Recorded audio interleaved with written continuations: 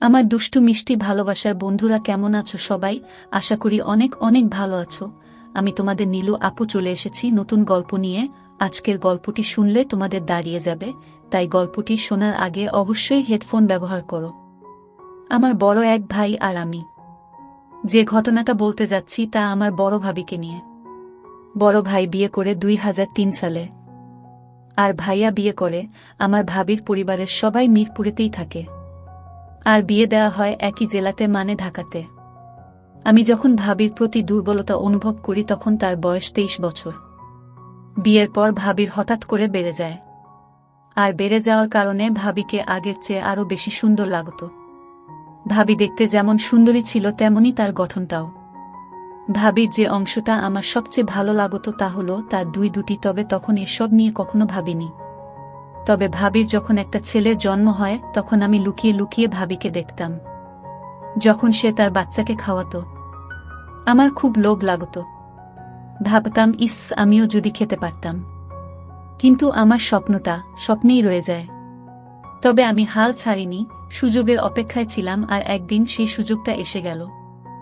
দিনটি ছিল 2004 সালের এপ্রিল মাসের 21 তারিখ।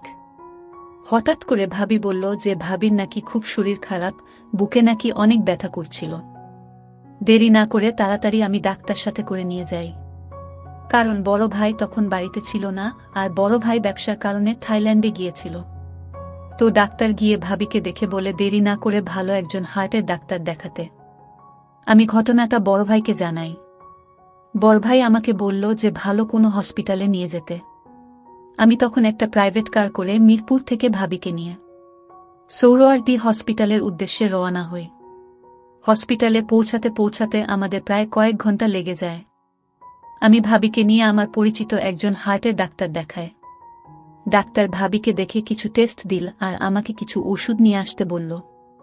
আমি ভাবিকে টেস্টগুলো করিয়ে ওষুধ নিয়ে আসি। ডাক্তার ভাবিকে একটা স্যালাইন দিল, যা শেষ হতে প্রায় রাত 8টা বেজে যায়। স্যালাইন শেষে ভাবিকে কিছুটা ভালো মনে হলো। ডাক্তার ভাবিকে দেখে আরও কিছু ওষুধের নাম লিখে দেয়, আর একটা ব্যথা কমানোর মলম নিয়ে আসতে বলে। আর মলম দিয়ে বলে রাতে ভালো করে মালিশ করতে ব্যথা কমে যাবে। আর বলল পরদিন আবার নিয়ে যেতে টেস্ট রিপোর্টগুলো দেখে ফাইনাল প্রেসক্রিপশন দেবে।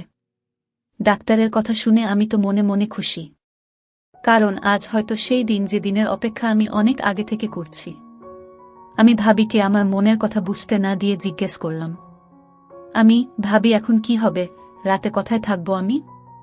ভাবি অনেকভাবে বলল, এক কাজ করো, তুমি যেহেতু থাকতেই হবে, চলো কোনো হোটেলে গিয়ে উঠি, এই রাতটাই তো মাত্র, কোনো রকম কাটাতে পারলেই চলবে। আমার তো ভাবির কথা শুনে আকাশের চাঁদ পাওয়ার মতো অবস্থা। তাহলে বাসাতে আমি জানিয়ে দেই, কি বলো?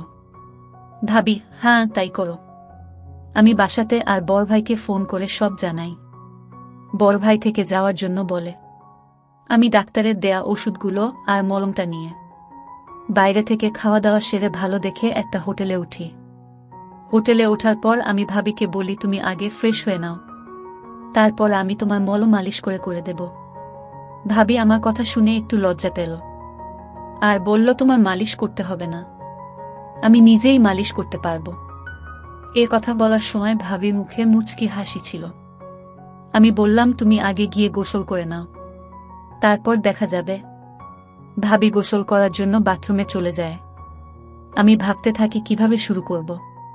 এইসব কথাগুলো ভাবছিলাম, আর তখনই ভাবি গোসল শেষে বাথরুম থেকে বের হলো। ভেজা ভাবিকে দারুণ লাগছিল। আমি এক দৃষ্টিতে তার দিকে হাঁ করে তাকিয়েছিলাম। সে আমার অবস্থা দেখে বলল, ভাবি, এভাবে হাঁ করে তাকিয়ে কি দেখতেছ? ভাবি, সত্যি কথা বলতে কি তোমাকে আজ অনেক সুন্দর লাগছে। ভাবি, আজ কেন? আগে বুঝি আমাকে সুন্দর লাগতো না? তা না, আজ একটু বেশি সুন্দর লাগছে তোমাকে। ভাবি, যাও, আর পাকামো করতে হবে না, গোসল করে নেও। তাই তো, আমি তো ভুলেই গিয়েছিলাম বলে তাড়াহুড়ো করে বাথরুমে ঢুকে গেলাম। গোসল শেষে হাফ প্যান্ট পরে যখন বের হলাম তখন ভাবি আমার দিকে তাকিয়ে মুচকি মুচকি হাসছিল। এখানে হাসার কি আছে? ভাবি, কি, আমি তো হাসিনি। আমি দেখছি। আচ্ছা, তোমার এখন কেমন লাগছে ভাবি? ভাবি, আগের চেয়ে একটু ভালো, তবে বুকের ব্যথাটা এখনো তেমন কমেনি। তুমি ওষুধগুলো খেয়ে শুয়ে পর, আমি তোমার শরীরে মালিশ করে দেব, দেখবে কমে যাবে। ভাবি, বললাম না আমি নিজেই মালিশ করতে পারবো, তোমাকে কষ্ট করতে হবে না, বলে ভাবি ওষুধগুলো খেল। তুমি পারবে না?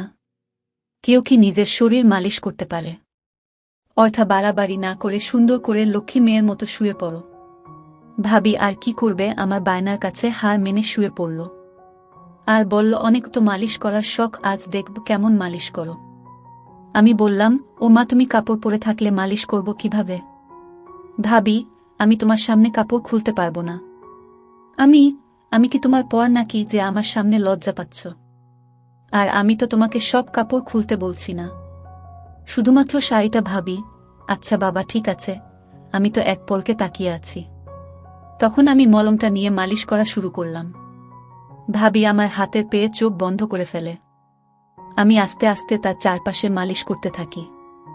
আমি ভাবিকে জিজ্ঞাসা করলাম, ভাবি, এখন কেমন লাগছে তোমার? ভাবি, অনেক ভালো লাগছে। তুমি নিজেই করতে পড়তে এমন মালিশ? ভাবি, কখনো না। তাহলে তখন তো খুব বলছিলে তুমি নিজেই মালিশ করতে পারবে। ভাবি, এমনি বলেছিলাম। সত্যি কথা বলতে কি, তোমাকে বলতে আমার লজ্জা করছিল। এখন লক্ষ্মী মেয়ের মতো চুপ করে শুয়ে থাকো, আমি ভালো করে মালিশ করে দেই, দেখবে তোমার ব্যথা কমে যাবে। ভাবি, ঠিক আছে বলে চুপ করে শুয়ে রইল। দেখলাম ভাবি কিছু বলছে না, সাহস করে বললাম, ভাবি একটা কথা বলি। ভাবি, বলো।